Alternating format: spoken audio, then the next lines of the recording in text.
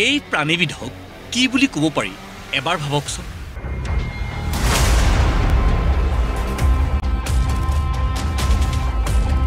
কেনেদৰে গ্ৰহণ কৰিব পাৰি এই ধৰণৰ নৃত্য ভংগীমাত?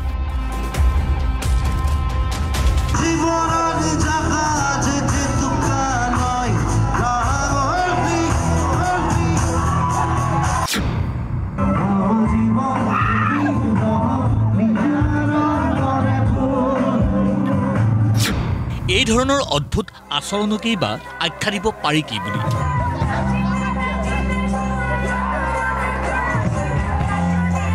সাধাৰণতে বিহুৰ অনুষ্ঠানসমূহত আজিকালি প্ৰায়ে দেখা যায় একাংশ দুঠেঙীয়াৰ এনে অদ্ভুত কাৰুকাৰ্য।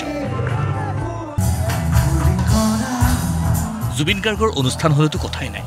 তাতে কিনকিনীয়া দুটপাল বৰষুণ আহি যদি বিহুতলীখন বোকাময় কৰি পেলায় তেন্তে ষোলনা সম্পূৰ্ণ।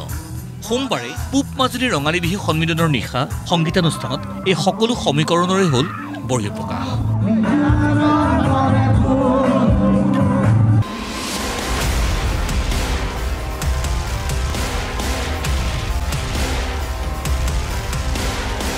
আৰু তাৰ পিছৰ দৃশ্য এয়া। ৰেহ ৰূপবোৰ চাওকচোন।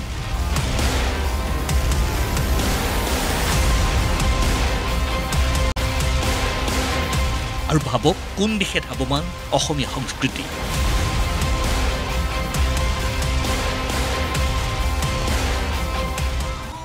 প্ৰতিকূল বতৰ, যাৰ বাবে নতুন নতুন ৰূপত দেখা পোৱা গ'ল জুবিন গাৰ্গৰ পৰা আৰম্ভ কৰি সহযোগী শিল্পী সকলোকে।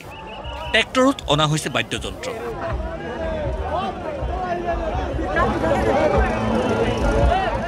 আৰু জুবিন গাৰ্গ এক্সকেভেটৰত উঠি মঞ্চ অভিমুখী যাত্ৰা জুবিন গাৰ্গৰ।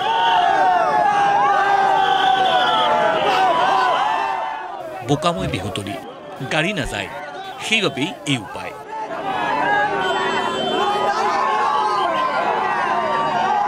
এক্সকেভেটৰত উঠি জুবিন গাৰ্গ মঞ্চলৈ যায়।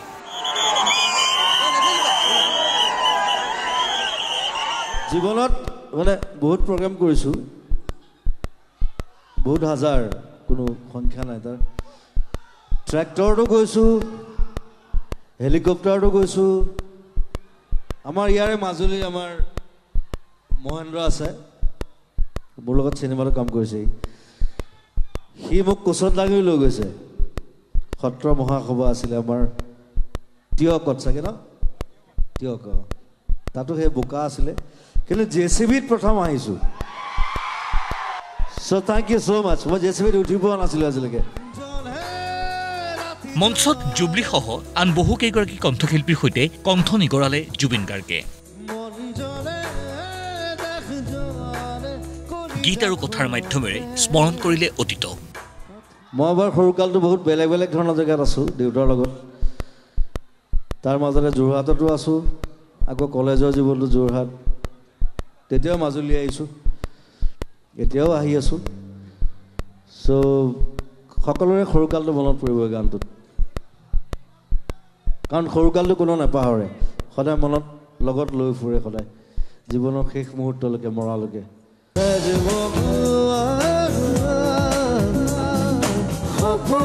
নিশা 2:30 বজাৰ পৰা জুবিনৰ সংগীতানুষ্ঠান আৰম্ভ, আৰু তেতিয়াৰে পৰা আৰম্ভ এই চাম দুঠেঙীয়াৰ অদ্ভুত কাৰুকাৰ্য।